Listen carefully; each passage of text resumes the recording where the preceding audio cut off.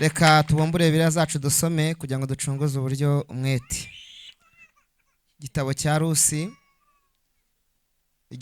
Rusi ibice bibiri. Igitabo cya Rusi ibice bibiri, turasoma duhereye ku murongo waho wa 8. Ni page 256. Igitabo cya Rusi ibice byaho ni bibiri umurongo wa 8. Kadusome. Haravuze ngo maze Bowazi abwira Rusi ati, urumva mukobwa wanjye, ntukajye ujya mu murima wundi kandi ntuve hano, ahubwo ujye uba bugufi bw'abaja banjye, uhanga amaso ku murima basaruramo, ubakurikire. Niwumvise ko ntegetse abahungu ko batazakwakura, kandi uko ugize inyota, haleluya,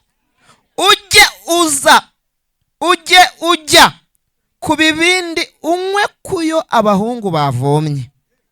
Rusi yikubita hasi yubamye, aramubaza ati, niki gitumye nkugiriraho umugisha, ko unyitayeho kandi ndi umunyamahanga?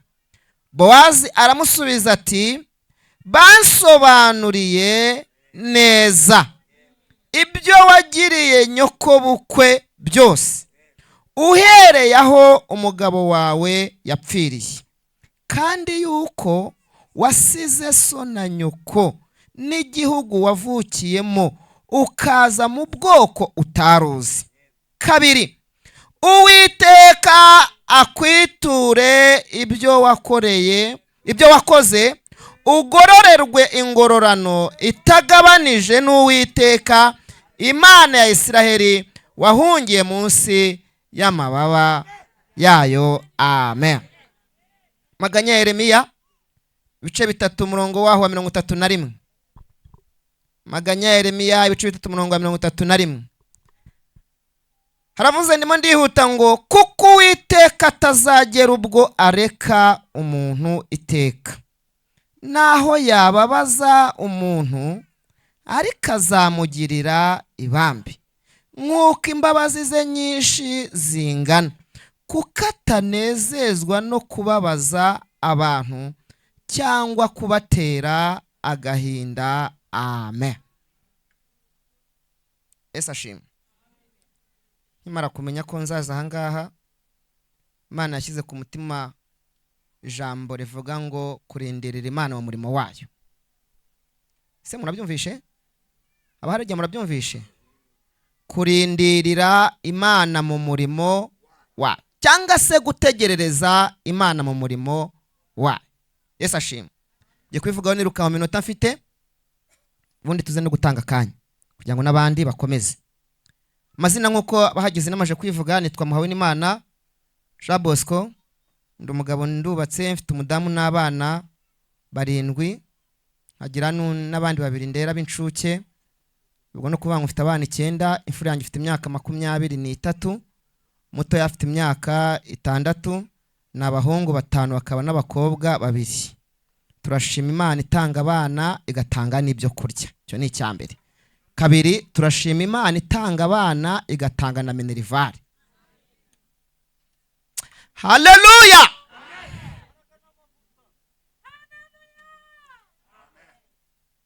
Fura yanjye ubari mu wa 3 kaminuza imusanze ni ofisiye.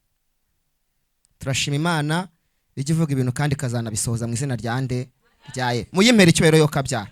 Ibirenze ibyo ngibyo Imana duhana umugisha. Sengerero mu Rugarama niho nkora umurimo w'Imana, ndu muyobozi w'amasengesho kuri iryo torero. Imana duhana umugisha. Rero ndagira ngo tuvuye ku ino jambo dusomye. Komeruka hano twaganiriye ku ijambo rivuga ngo gusaba ikiruta ikindi, cyangwa se gusaba ikizana ibindi. Murabyibutse ko twaturi kumwe soma mu magambo Imana Eliya ajya gutandukana Elisa ntiyasaba kawunga, ntiyasaba umuceri, ntiyasaba inyama, ntiyasaba amazu, ntiyasaba imodoka, aravuga ati ndagusaba umwuka w'imigabane 2 umwuka ukorimo. Amen. Babwira ko iyo umuntu afite umwuka w'Imana aba afite ubuzima bw'ibintu byose Imana yapanze mu isi. haleluya. Rero uyu munsi tujya ngo tugane kwa n'amagambo nahaye insanganyamatsiko ngo kurindirira Imana mu murimo wayo. Mu kanya gatoya, umurimo w'Imana ubundi ni iki? Abantu benshi njya mbona bitiranya umurimo w'Imana. Hari n'igihe umuntu ajya no gusengera mu butayu yajyanye ibyifuzo bye ngo yagiye ku murimo w'Imana. Wazamara atorora agiye ati naragiye ku murimo w'Imana. Umurimo w'Imana ni ikintu cyose umuntu akora kugira ngo izina ry'Imana rihabwe icyubahiro ridatukwa. Amen. Kabiri, umurimo w'Imana ugizwe n'ibice bitatu. Ugizwe n'igice cya mbere cyitwa kwizera Yesu. Matayo, Yohana ibice 3:28 baramubaza ngo tugire dute ngo dukore umurimo w'Imana. Abwira ngo umurimo w'Imana uko mwizera oyato. Mu yandi magambo, ntabwo ari uko mwizera mu buryo bwo kuvuga Yesu gusa ngo ni Yesu n'abadayimoni bajya bamenya iryo zina. Ni uko mwizera uva mu byaha ugahindura ibitekerezo n'imigirire yawe, ukandukurwa mu gitabo cy'urupfu ukandikwa mu gitabo cy'ubugingo.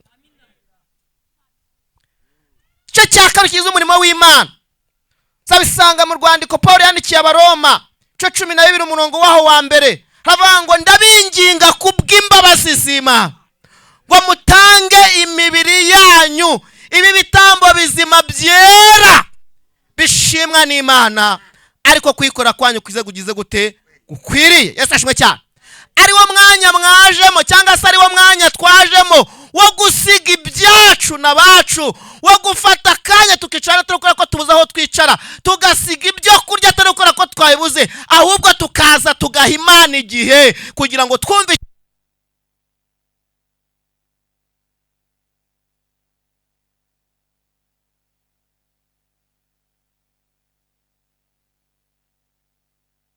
Imana. Ugizwe n'igice cya gatatu zabisanga mu butumwa bwiza bw'Yesu bwanditswe na Matayo 25 hereye nko ku murongo waho wa 36.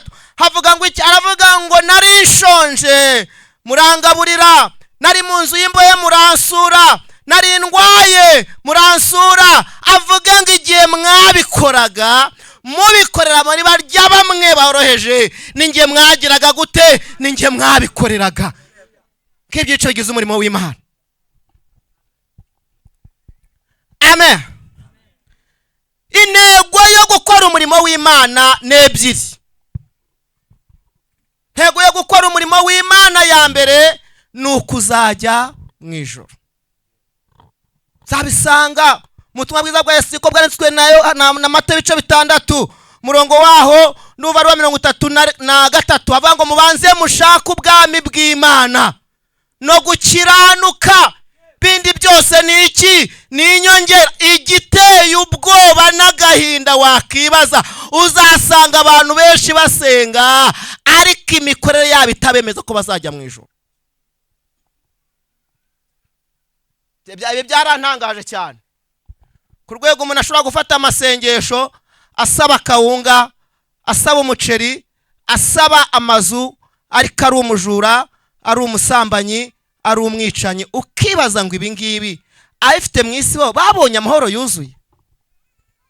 Mana turengera. Ugomba gukora umurimo w'Imana ariko intego nyamukuru wiyumvamo ko uzajya mu ijuru, ntatari ko hari umuntu ubikubwiye.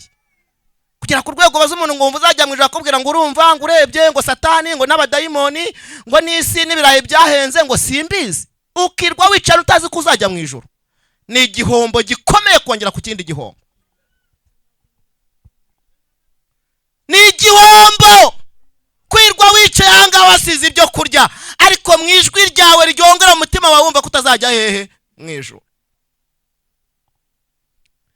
Intego ya kabiri yo gukorera Imana ni ukwagura ubwami bw'Imana. Yesaya ko yavuze 61. Ni amagambo Yesu yavuze bwa mbere atangira ivugabutumwa, abanga umwuka w'Uwiteka Imana ari muri njye, yantumye kugira ngo mbwirize abakene ubutumwa bwiza no kumenyesha abantu umwaka Uwiteka agiriyemo iki? Imbabazi.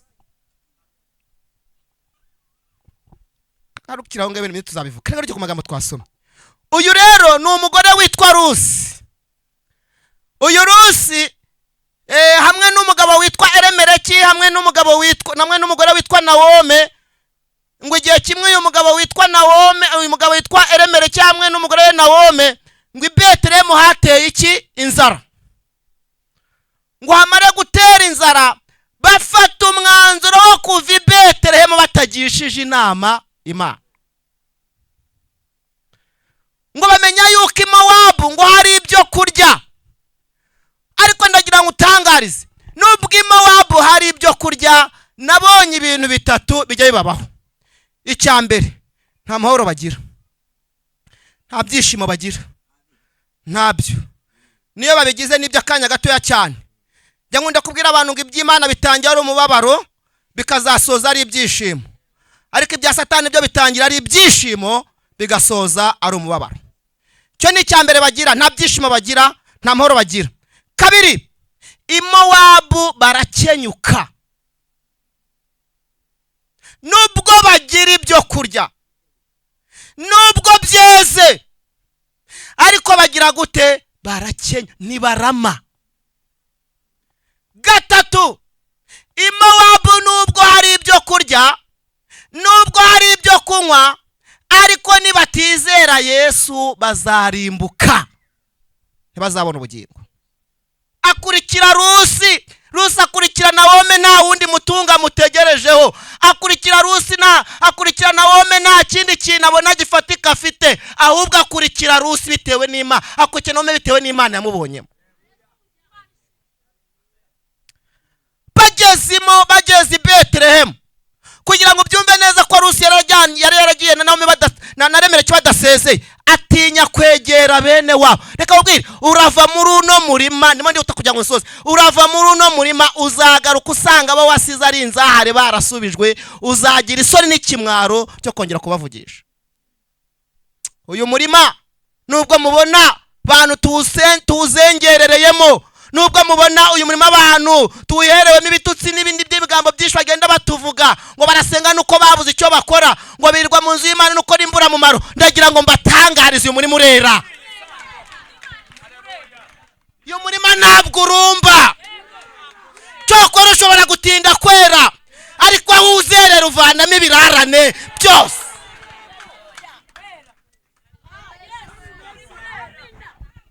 Nubwo utinda kwera, ariko aho uzerera uvanamo ibirarane byose.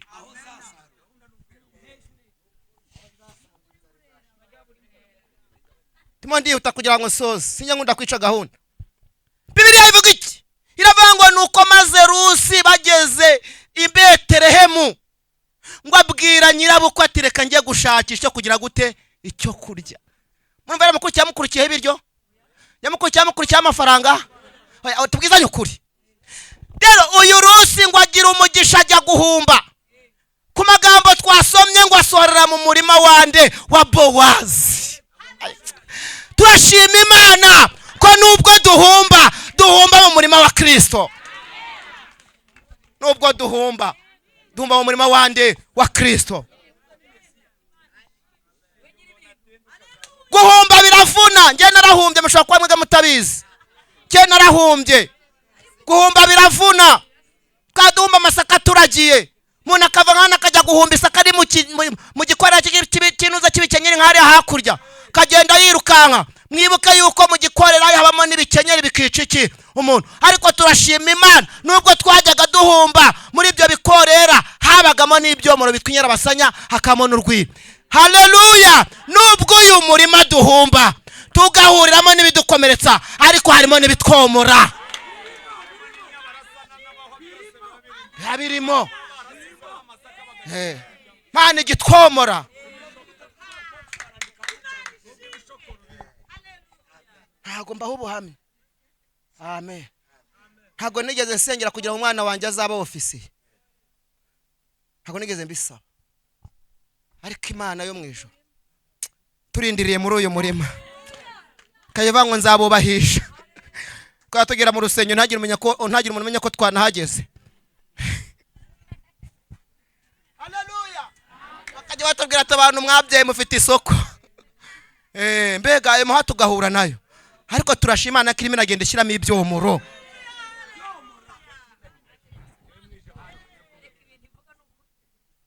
Yesu ashimwe.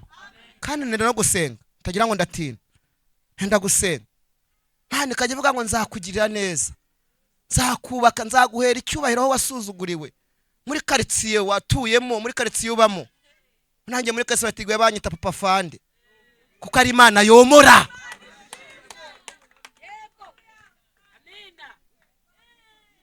Muri uyu murima habamo ibyomoro. Amen. Rusirata arahomeza arahumba ngo ahingutse muri uyu murima, ngo atangiye guhumba, ngo ahugira umugisha wo guhumba neza atareba ibindi bindi, ngo abari bashinzwe uyu murima aribo bari bashinzwe kuhagarara Bowazi adahari, ngo aho Bowazi aziye Rusi ntiyajya kwisobanura ahubwo baramusobanura. Turashimira Imana ko Mwuka Wera ajya dusobanura. Wewe wisobanuye wakisobanura nabi, wakisobanura nabi. Cyo bigeze babaza umuntu atari ku Yesu igeze babaza umuntu maze iminsi ku kidendezi aba atari kubundi ushaka gukira, ngo urumva ngo urebye ngo nta muntu njugu. Wewe wisobanura wakisobanura nabi. Wagize ngo ajya kumubwira tumva ratu uko bimeze, avuga ati wikirwa bisobanura bambwiye ibyawe. Ndajya ngutangaza uyu murima hari umuntu dutangira amakuru, wewe ugumemo neza. Yesu ashimwe cyane. Aguma muri uyu murima igihe kigiyeyo, Bibiliya iravuga ngo nuko maze Bowazi araza. Ngo aravuga ngo urumva mukobwa, namenye amakuru yawe, none ukajiva muri no murima ujye nyuma y'abashe uhumbi, ntakagira ugucyaha, ntakagira ugusubiza inyuma, kandi ukugize inyota, uko bigucanze, uko bikugoye, kuwa mbere ratujya wiyizira, wongera uze kumwe kuyabahungu bagize gute bavomye, wongera usubizwemo ibyiringiro, wongera usubizwemo imbaraga, wongera uvugane nayo. Haleluya. Wongera ubone ko nubwo biriho ariko ntacyo bizagutwara, ujye uzumwe kuyabahungu bagize gute bavomye.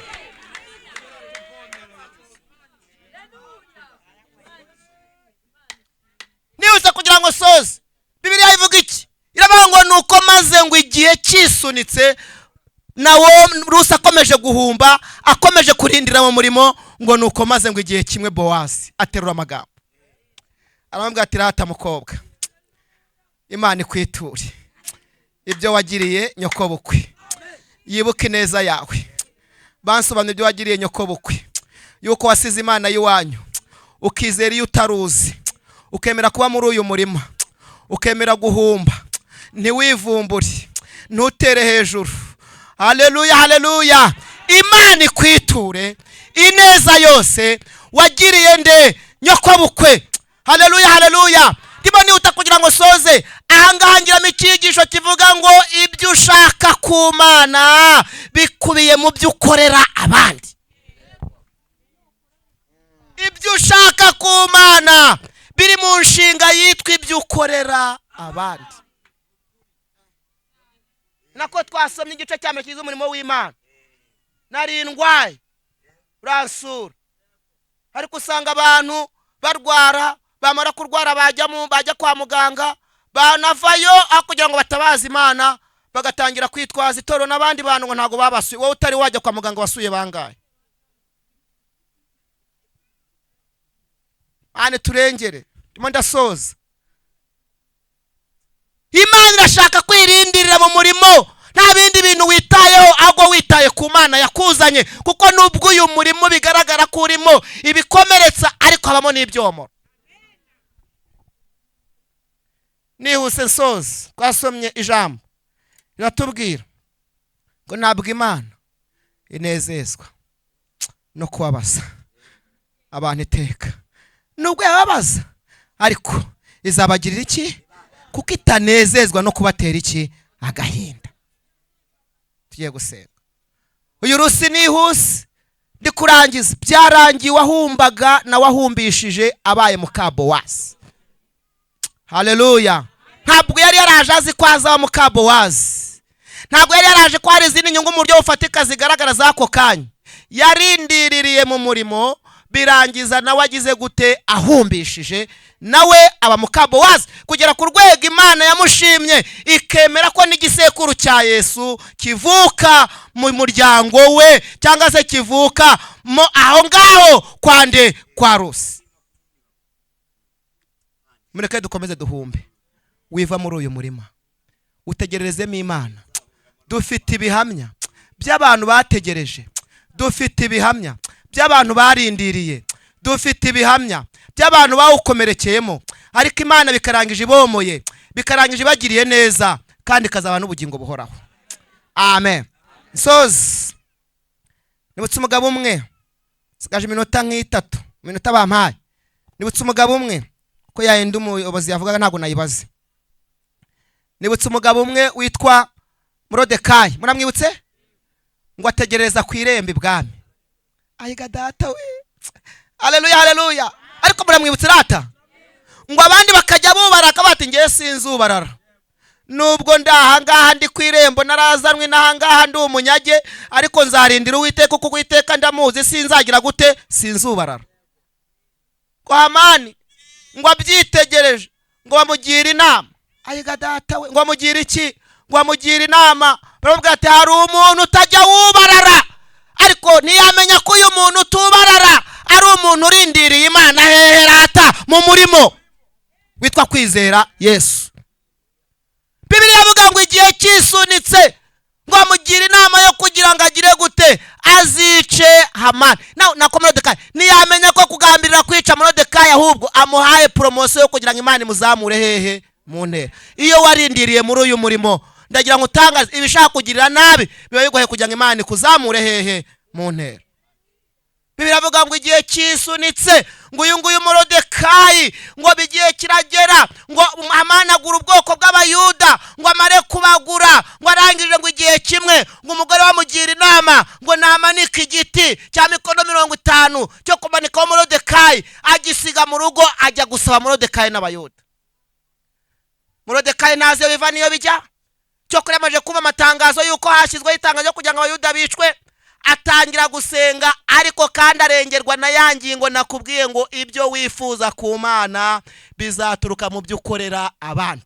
Kwarengerwa n'ingingo yuko igihe kimwe yabaga ku irembo ibwami akamenya abantu bashaka kwica nde umwami, arindiriye hehe rata mu murimo, wakabibwira umwami, barangira bagafata abantu bagabo bakagira gute, bakabica. Ngo ibyo bintu byandikwa mu gitabo cy'iki cy'ubucurabwe. Ndagira ngo mbabwire iki, iyo umuntu arindiriye Imana mu murimo, uko akora umurimo w'Imana, Imana igira ahantu ibyandika. Kandi ikintu cyantangaje, iyo igiye kubyandika ntikugisha inama, ni nayo mpamvu no gutabarwa kwawe uzatungurwa, utazamenya igihe byabereye. Turashoje none, dushoje ntarenza ahangaha ko igihe kigeze, wowe urindiriye Imana mu murimo gute? None se urumva ushobora kurindirira Imana mu murimo utanga umubiri wawe nk'igitambo kizima kiragishimwe n'Imana ko ikorera kwayo gukwiriye kandi udakijijwe? Ntibyashoboka. Ntabwo warindira Imana udakijijwe uvuye ngo urindiriye Imana, ntabwo bishoboka. Abantu benshi barindiriye Imana ngo barimo barayisenga, umwigisha Imana impumugisha mwenda atabitwigisha mushiki wacu yavuze ngo ahirwa uyanga nimugerageza. Ntabwo warindira Imana utagize gute, udakijijwe. Mbere na mbere kugira ngo urindire Imana ukore umurimo w'Imana, izina ryawe rigomba kuva mu gitabo cy'urupfu rikandikwa mu gitabo cy'iki cy'ubugingo. Nimba uri mu teraniro wumva udakijijwe, zamura ikiganza tugusengera Imana.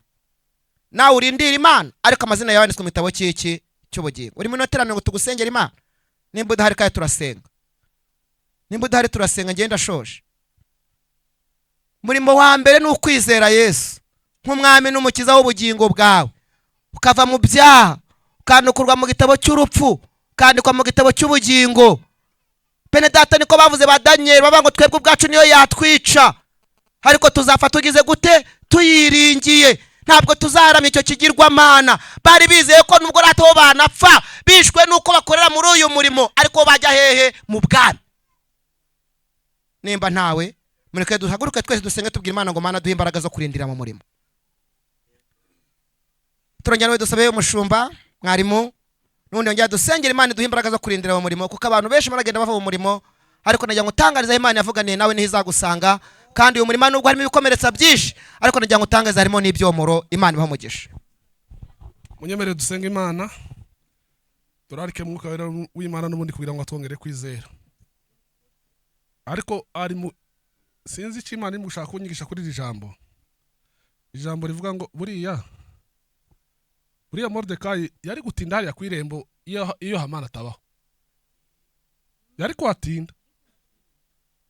Bishatse kuvuga icyo nshatse kuvuga gutya, n'umwanzi wawe iwe mureke nimba afite iyo mpano yo kuba umwanzi twe twera imbuto z'urukundo ukunda umwanzi wawe wowe kuko byanga byakunda uyu mwanzi wawe ashobora kuzakugeza ku masezerano kuruta wawe ugukunda ugukunda yagweza 1000 francs cyangwa akagweza 10,000 ugataha ugahaha ariko uyu mwanzi uyu mugabo uyu mugore uyu mugabo uyu musore uyu mukobwa wita ngo n'umwanzi wawe nushaka umukunde nta wamenye uyu yasunika amasezerano akihuta umvise aka kantu kari mu ntangaza ndimo kwibaza ngo se karashaka kunyigisha iki ko nge ndagira umwanzi se hari umuririmbyi waririmbye aravuga ngo singira umwanzi n'umwe turi kumwe ngo kandi amakuba ntambabaza cyane aravuga ngo intorezo y'urupfu yaracitse ngo zose ni byiza nitugumana umutima ukambwira se ko ndagira umwanzi ni ukuri kandi ukomba kwikuri iri jambo kubera ikiri ingaruka ngo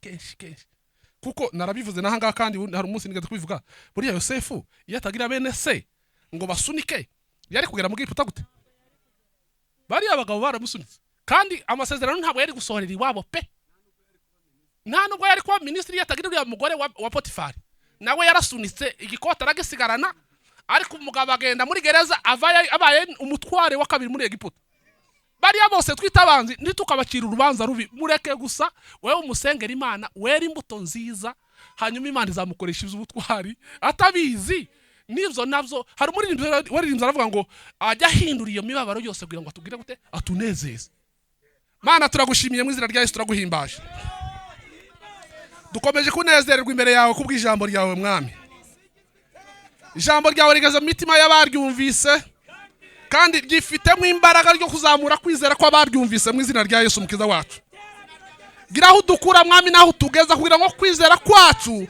gukure neza kugera mu rwego ubashe kutwishimira mu izina rya Yesu mukiza wacu abaryumvise bose mwami nubatere mu imbaraga umwuka wera w'Imana riherekeze kugira ngo ribashe kwera imbuto nziza abantu bera imbuto nziza zihwanye n'ijambo ryawe urakoze kwiriteraniro mwami uririmo kandi ukomeza kuvugana naryo ibyo ushaka nibyo wifuza mwami aribyo bigera mu mitima yabo gushaka maze usubize ibyifuzo biri mu mitima yabo turagushimiye ko twumvise kandi ukoze byinshi ku bwa Yesu mwami n'umukiza wacu